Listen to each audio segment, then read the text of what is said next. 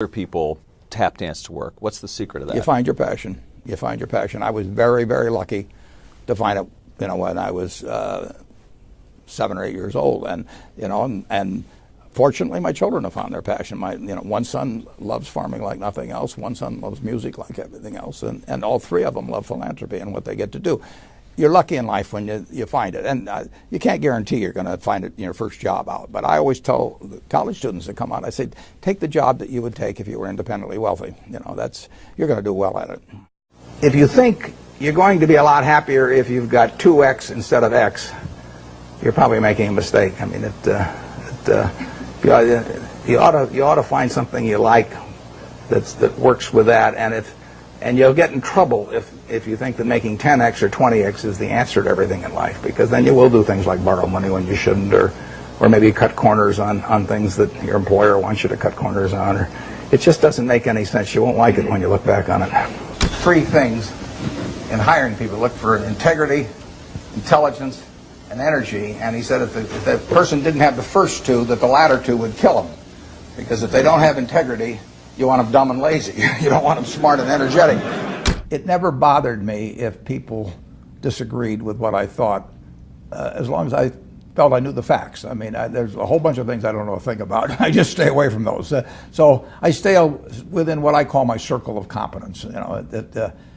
Tom Watson said it best. He said, I'm no genius, but I'm smart in spots, and I stay around those spots. Well, I try and stay around those spots, and I just don't have a problem if somebody says, you're wrong on something. I go back and look at the facts, and I think that really is much more important, frankly, than having a few points of IQ or having an extra course or 2 in school or anything of the sort. You need emotional stability.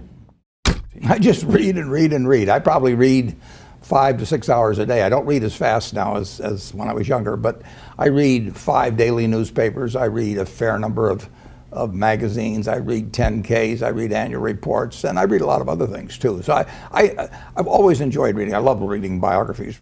Famous lesson about a margin of safety, that you don't drive a truck that weighs 9,900 pounds across a bridge that says limit 10,000 pounds, because you can't be that sure about it. If you see something like that, you go down a little further down the road and you find one that says limit 20,000 pounds, and that's the one you drive across.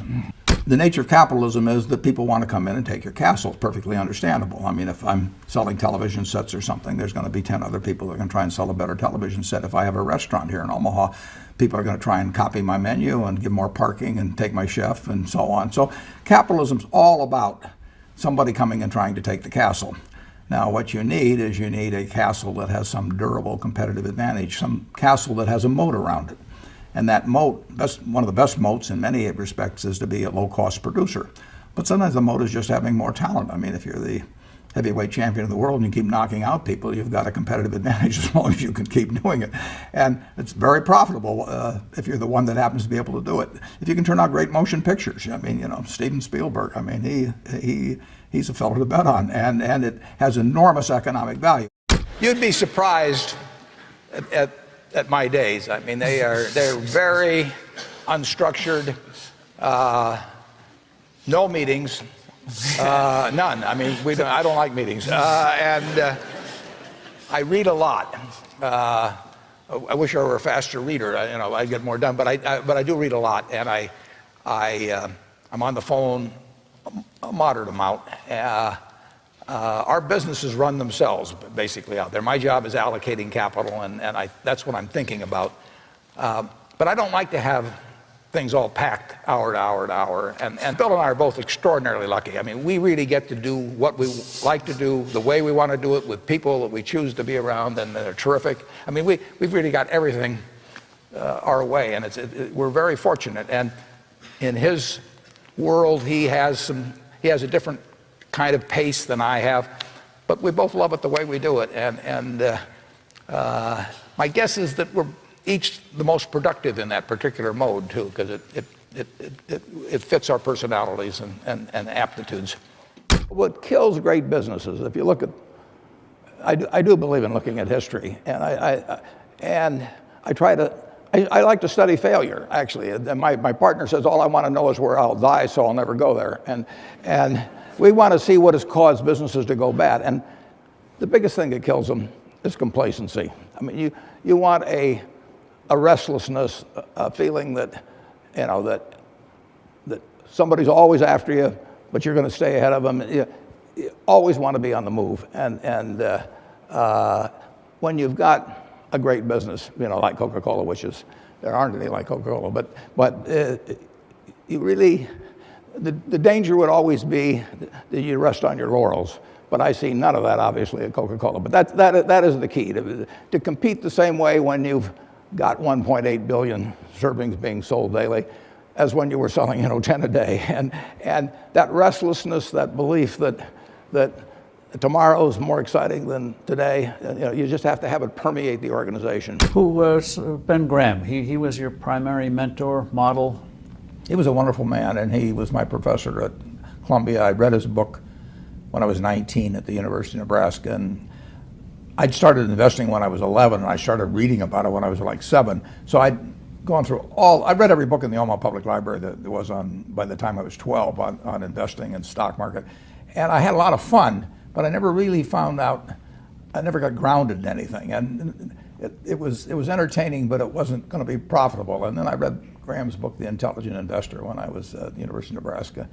And that just opened the whole thing up to me. Yeah, and I named my oldest son is named Howard after my dad, Graham Baffet, and he was a marvelous man. Never expected anything from me in return. Ben Graham, in his low teens, looked around and he looked at the people he admired, and he said, you know, I want to be admired, so why don't I just behave like them? And he found there was nothing impossible about behaving like them.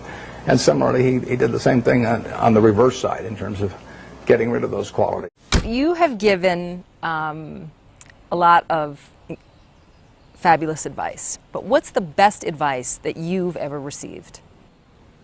Well, I received it in a variety of forms, particularly from my father when I was very young. But I mean, he basically, I think, taught me how to live. Not that I did it perfectly or anything like that, but I mean, he was giving me lessons, but he wasn't doing it by preaching to me. He was doing it by example. But basically, well, the biggest lesson, in a sense, I got is the power of unconditional love. I mean, I think there is no power on earth like unconditional love. And I think that if you offer that to your child, I mean, you're 90% of the way home. And there may be days when you don't feel like it. It's not uncritical love.